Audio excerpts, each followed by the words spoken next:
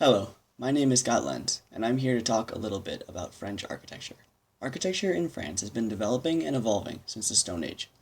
The characteristic building designs of the French structures that we know today derive from ancient Rome and have established their own style over the centuries. This style of architecture became prominent in the pre-Romanesque period. Architects of this era based the designs of their buildings off of the Gallo-Roman era in ancient Rome. The churches built during the Romanesque and medieval time periods facilitated the establishment of French Gothic architecture, which culminated with architect Jean de Chel's design of one of Europe's most famous churches, Notre Dame de Paris, pictured here, which was completed in 1345. The Palace of Versailles is an example of French architecture during the Baroque era, and l'Arc de Triomphe was built during the Neoclassicism time period. Unlike some other architectural styles, French architecture is seen in a variety of different building types.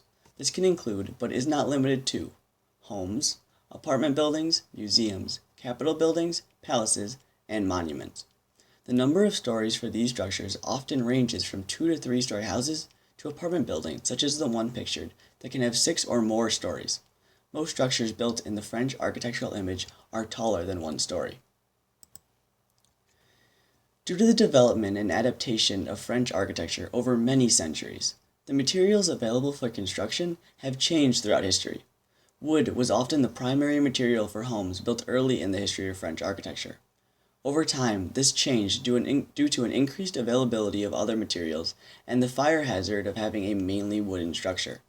The use of stone revolutionized French architecture because now buildings could be built closer to each other without a great risk of both burning down, and they could have more stories because stone supports the weight of the structure more effectively.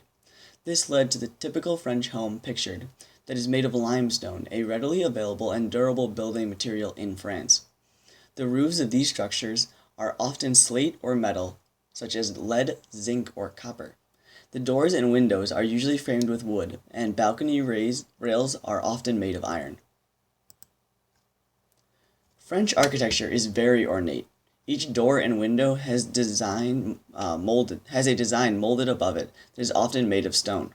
The mansard roof is also very prevalent in this style of architecture. Mansard roofs have 4 sloping sides, and on each side the slope increases part of the way down.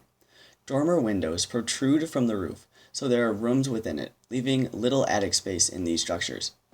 In homage to its Roman roots, French architecture often incorporates arches and columns as seen in the building pictured. This type of architecture is largely centered in France, especially in more major cities. The streets of Paris provide the best examples of French architecture and how it has evolved over the centuries. The consistent use of limestone in these structures make them very uniform due to its color and texture, while the ornate aspects of each design, through curved horizontal and vertical lines, make them unique from one another. This architectural style has also spread into North America and other parts of Europe through French immigrants and architects.